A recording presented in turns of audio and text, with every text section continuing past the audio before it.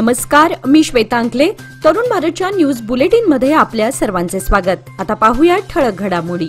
बेळगाव खंजर गल्ली येथील स्क्रॅप अड्डा, दुचाकी गॅरेज, रेशन दुकान, फॅब्रिकेशन दुकान, डेंटल क्लिनिक आदी सर्व दुकानाला आग लागून मोठं नुकसान झालंय.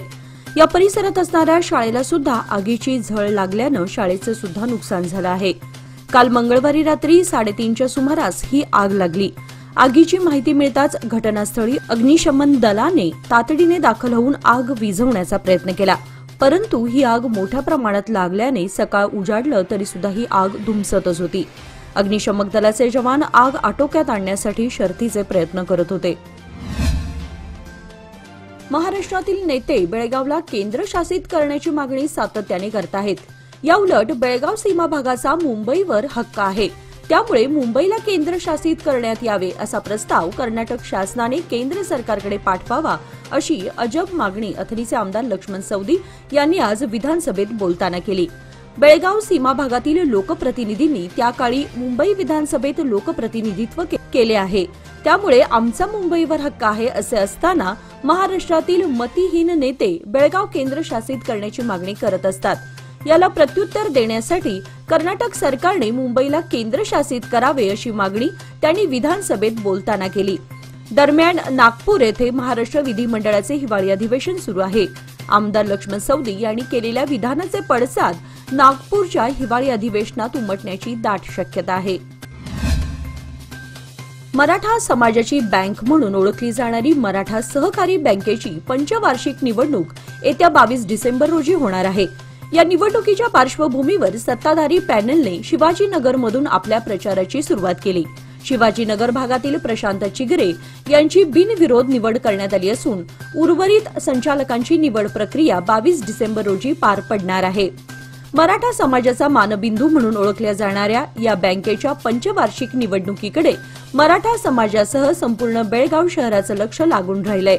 बँकेचे विद्यमान अध्यक्ष दिगंबर पवार, बाळासाहेब काकतकर आणि ज्येष्ठ संचालक बाळाराम पाटील यांच्या नेतृत्वाखाली नवीन पॅनल तयार करण्यात आलं असून मागील कार्यकाळातील सत्ताधारी गटात कार्यरत असलेल्या लक्ष्मण होनगेकर, बी.एस. पाटील, सुनील अष्टेकर आणि सुशीलकुमार कोकाटे या 4 विद्यमान संचालकांना वगळून सत्ताधारी पॅनलने नवीन चेहऱ्यांना संधी दिली आहे. शिवाजीनगर विभागातील प्रशांत चिगरे यांची बिनविरोध निवड झाल्यानंतर त्यांचा सत्कार करून शिवाजीनगर भागातूनच पॅनेलने आपल्या प्रचाराची सुरुवात केली आहे.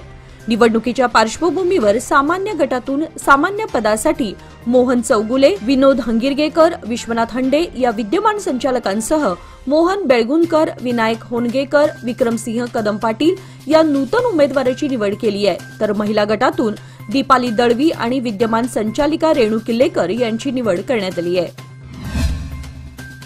बेळगावसह कर्नाटक राज्यातील अनेक जिल्ह्यात बाळंतीण आणि नवजात शिशुमृत्यूच्या घटना घडल्या आहेत. याला सरकारी निष्क्रिय आरोग्य सेवा कारणीभूत ठरली आहे. त्यातच काळ्या यादीतील औषधांमुळे अनेकांना आपला जीव गमवावा लागलाय.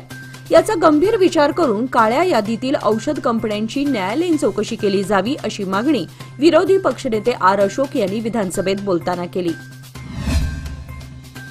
सार्वजनिक बांधकाम विभाग, तालुका व जिल्हा पंचायत अंतर्गत ठेकेदारांनी सरकारी इमारती देखभाल दुरुस्ती, नवीन इमारत बांधणे, रस्ता डांबरीकरण, खड्डे बुजवणे, पूल दुरुस्ती, नवीन पूल बांधणे यासारखी कामे केली आहेत. या कामांसाठीच्या बिलासाठी महिनोन्महिने वाट पाहावी लागत आहे. ठेकेदार प्रशासनाकडे सातत्याने केलेल्या कामांच्या देयकांसाठी पाठपुरावा करत आहेत, तरीही ठेकेदारांना केलेल्या कामांची देयके मिळत नाहीत. यामुळे ठेकेदार आर्थिकदृष्ट्या अडचणीत आलेत. या देयकांसाठी ठेकेदारांवर आत्मदहनाची परिस्थिती ओढवली असून आर्थिक अडचणीत आले आहेत. ही परिस्थिती संपूर्ण कर्नाटकात ठेकेदारांची झाली आहे. या पार्श्वभूमीवर कर्नाटक ठेकेदार असोसिएशनने आज बुधवारी सुवर्णसौध परिसरात आंदोलन छेडून सरकारला निवेदन दिले. यावेळी राज्यभरातून मोठ्या संख्येने ठेकेदार या आंदोलनात सहभागी झाले होते. लिंगायत आरक्षणाला धरून सध्या कर्नाटकभर वातावरण चांगलंच तापलंय. गेल्या आठवड्यात सुवर्णसौधवर लिंगायत समाजाचा मोर्चा निघाला असता त्यात बेकायदेशीर असून काँग्रेस सरकारचे लक्ष भरकटण्याचे काम सुरू आहे. यातही लिंगायत आरक्षण समर्थकांनी बरंच रान उठवलंय. अस्पृश्य, दलित, आदिवासी, हरिजन, विमुक्त व भटके यांच्यासाठी राज्यघटनेत सामाजिक आरक्षणाची तरतूद करण्यात आली आहे. पुढे त्यांच्या समकक्ष म्हणून ओबीसींमध्ये गणल्या गेलेल्या प्रवर्गांनाही आरक्षण मिळू लागले। पण आता कर्नाटकातील पंचमसाली लिंगायत, आर्थिकदृष्ट्या स्थिर स्थावर असलेले अनेक जाती इत्यादींनी आरक्षणाची मागणी केली आहे। पण आमच्या कोट्यातून विभाजीकरण कदापि करू देणार नसल्याचे निवेदन कर्नाटक राज्य मागास जाती महासंघ आणि कर्नाटक शोषित समुदाय ग्रँड फेडरेशन यांच्या वतीने मंत्री महादेवप्पा यांच्याकडे सुपूर्द करण्यात आले। बेळगाव येथील जीएसएस कॉलेजच्या भूगर्भशास्त्राच्या विद्यार्थ्यांची स्टडी टूर कारवार येथील मुर्डेश्वर येथे गेली होती। दरम्यान येथील समुद्रात कोलार येथील मोरारजी देसाई शाळेतील विद्यार्थी समुद्रात पोहताना बुडत असल्याचे जीएसएस कॉलेजच्या विद्यार्थ्यांच्या नजरेस आले। प्रसंगावधान राखत साहसी वृत्तीचं दर्शन घडवत समुद्रात उडी घेऊन बुडणाऱ्या 3 विद्यार्थिनींना वाचवण्यात त्यांना यश मिळाले। याबद्दल मिळालेली अधिक माहिती अशी की जीएसएस कॉलेजच्या विद्यार्थ्यांना घेऊन भूगर्भशास्त्राचे प्राध्यापक वर्ग 10 डिसेंबर रोजी उडुपी, गोकर्ण आणि मुर्डेश्वर येथे स्टडी टूरला गेले असता कॉलेजच्या विद्यार्थ्यांपैकी विनायक बडसकर, श्रवण पाटील आणि प्रथमेश पाटील यांच्यासह इतर विद्यार्थ्यांनी मिळून आपल्या जीवाची पर्वा न करता बुडत असलेल्या विद्यार्थिनींना वाचवण्यासाठी धावून गेले आणि बुडणाऱ्या विद्यार्थिनींचे प्राण वाचवण्यात त्यांना यश मिळाले। याची दखल घेत एसकेई संस्थेच्या पदाधिकाऱ्यांनी त्या साहसी विद्यार्थ्यांना शाबासकी देत पाठ थोपटून त्यांचा गौरव केलाय। यावेळी संस्थेचे chairman Shri Kiran Thakur, vice chairman एस.वाय. प्रभू, अशोक शानभाग, सेक्रेटरी मधुकर सामंत, लता कित्तूर, ज्ञानेश कलगटगी यांच्यासह कॉलेजचे प्राचार्य अरविंद हलगेकर, भूगर्भशास्त्र प्रमुख प्राध्यापक सूरज मेंडसे आदी उपस्थित होते। आयुर्वेद आणि योगशास्त्राच्या परिणामकारकतेचे भारताने दर्शन घडवल्यामुळे संपूर्ण जग भारताला परवडण्याजोग्या आणि गुणकारीपणा सिद्ध झालेल्या औषधांच्या क्षेत्रातील पारंपरिक ज्ञानाच्या खजिन्याचे भांडार आजही मानत आहे। मात्र या औषध प्रणालीला सरकारी मान्यता लाभलेली नाही। त्यामुळे याचा विकास झाला नसून याकडे सरकारने गांभीर्याने विचार करून ही प्रणाली सुरू करण्यास मान्यता द्यावी अशी मागणी अखिल कर्नाटक पारंपरिक वैद्य परिशिष्ट समितीच्या वतीने करण्यात आली। आज बुधवारी सुवर्णसौध समोर छेडलेल्या आंदोलनात राज्यभरातील जंगल भागातून वैद्य सहभागी झाले होते। सादर आहे लोकमान्य दुर्गा शक्ती योजना, जी देते तुमच्या गुंतवणुकीवर 10.25% परतावा, तेही फक्त 18 महिन्यांमध्ये। सोबत 1 लाखापर्यंत व्यक्तिगत अपघाती विमा विनामूल्य उपलब्ध। अधिक माहितीसाठी आजच कॉल करा 1800-212-4050। फक्त सभासदांकरिता, अटी लागू। लोकमान्य, जिथं पैसा वाढतो आणि नातं वृद्धिंगत होतं। अनुसूचित जाती यादीमध्ये भोवी बरोबरच वड्डर या उपजातीचा समावेश करण्यात आलाय। त्यामुळे भोवी समाजातील पालखी वाहून येणाऱ्या व्यक्तींना जातीचे प्रमाणपत्र मिळवताना अडचणी येत आहेत। भोवी समाजातील नागरिकांना अनुसूचित जातीचे प्रमाणपत्र देताना प्रमाणपत्रावर केवळ भोवी असाच उल्लेख करावा व वड्डर नाव वगळावं। या मागणीसाठी सुवर्णसौध येथे अखिल कर्नाटक भोवी समाज कल्याण संघातर्फे आंदोलन करण्यात आले। बेळगावसह उत्तर कर्नाटकातील विजापूर, धारवाड, बागलकोट या जिल्ह्यांमध्ये भोवी समाज मोठ्या प्रमाणात वास्तव्य करून राहत आहे। त्यामुळे सदर मागणीची पूर्तता करण्याची मागणी प्रशासनाकडे करण्यात आली। ग्रामपंचायतीचे घंटागाडी चालक व मजूर हे कंत्राटी पद्धतीने काम करत असून त्यांना किमान वेतनानुसार वेतन आणि काम मिळत नाही। त्यामुळे स्वच्छता कर्मचाऱ्यांनी आज बुधवारी सुवर्णसौध समोर निदर्शने केली। बेळगाव जिल्ह्यातील अनेक ग्रामपंचायतीच्या घंटागाड्या कित्येक दिवस बंद आहेत। त्यामुळे सफाई कर्मचाऱ्यांना सर्व ग्रामपंचायती अंतर्गत किमान 20,000 वेतन देणं आवश्यक असताना ते दिलं जात नाहीये। त्यामुळे प्रशासनाने याकडे गांभीर्याने लक्ष देऊन आम्हाला न्याय मिळवून द्यावा अशी मागणी यावेळी करण्यात आली। राज्यातील कोडू वक्कलिंग समाजाचा समावेश गॅझेटमध्ये करण्यात आलेला नाही। राज्यात 20 ते 25 लाख लोक आपल्या समाजाचे आहेत। 14 जिल्ह्यामध्ये या समाजाचे नागरिक आहेत। गॅझेटमध्ये नोंद नसल्यामुळे आम्हाला कोणतंही प्रमाणपत्र मिळण्यास अडचणी येत आहेत। त्यामुळे आमची गॅझेटमध्ये नोंद करून 3A मध्ये आमचा समावेश करण्यात यावा अशी मागणी करत कर्नाटक राज्य कोडू वक्कलिंग अभिवृद्धी सेवा संघातर्फे आंदोलन छेडण्यात आले। हलगा येथील आंदोलनाच्या ठिकाणी हे आंदोलन झाले। कोडू वक्कलिंग समाजाचे नागरिक बेळगावसह गुलबर्गा, बिदर, विजापूर, रायचूर, यादगीर, कोप्पळ, धारवाड, हावेरी, तुमकूर आदी ठिकाणी आहेत। या आंदोलनात राज्याच्या विविध भागातून समाजाचे बांधव सहभागी झाले होते। बेळगाव जिल्ह्यात खानापूर तालुका मोठा आहे। या तालुक्याच्या सर्वांगीण विकासासाठी सरकारने 100 कोटी रुपये विशेष अनुदान जाहीर करावं अशी मागणी खानापूरचे आमदार विठ्ठल हलगेकर यांनी विधानसभेत बोलताना केली। उत्तर कर्नाटक विकास विषयांवरील चर्चेत भाग घेताना आमदार हलगेकर म्हणाले की खानापूर तालुक्यातील जनतेला विविध समस्यांचा सामना करावा लागतो.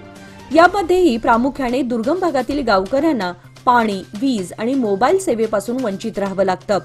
अतिवृष्टीमुळे प्रत्येक वर्षी तालुक्यातील रस्ते खराब होतात.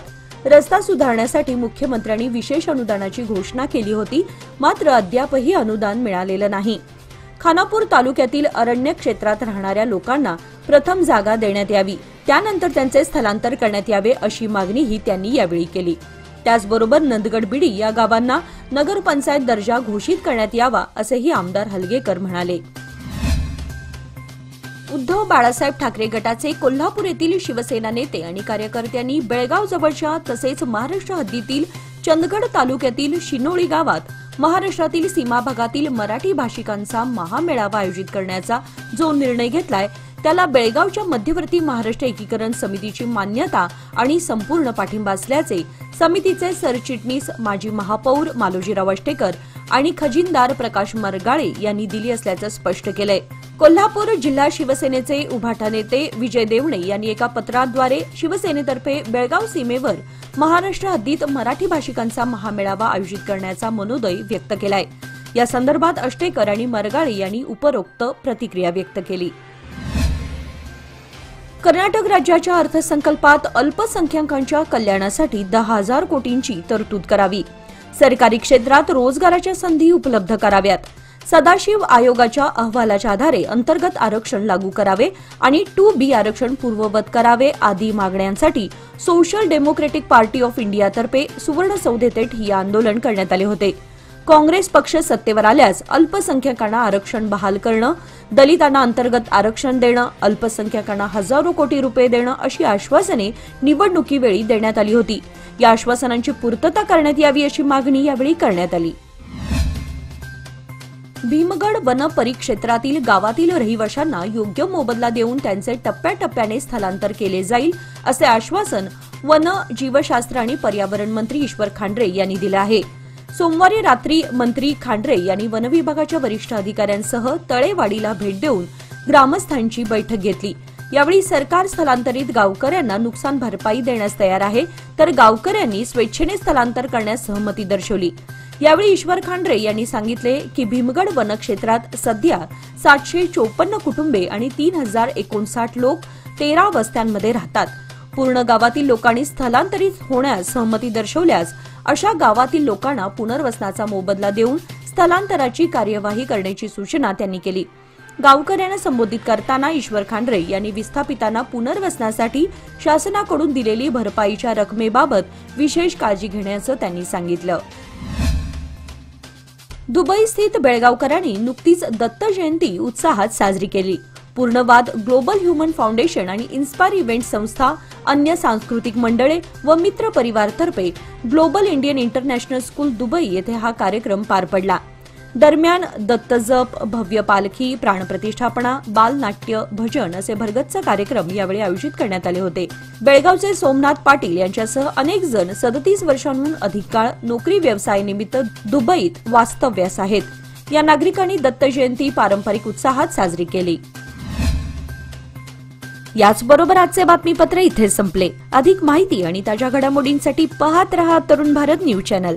तसेच आमच्या चॅनलला लाईक, शेअर आणि सबस्क्राईब करायला विसरू नका. आणि विश्वासार्ह बातम्यांसाठी दररोज वाचा दैनिक तरुण भारत. धन्यवाद.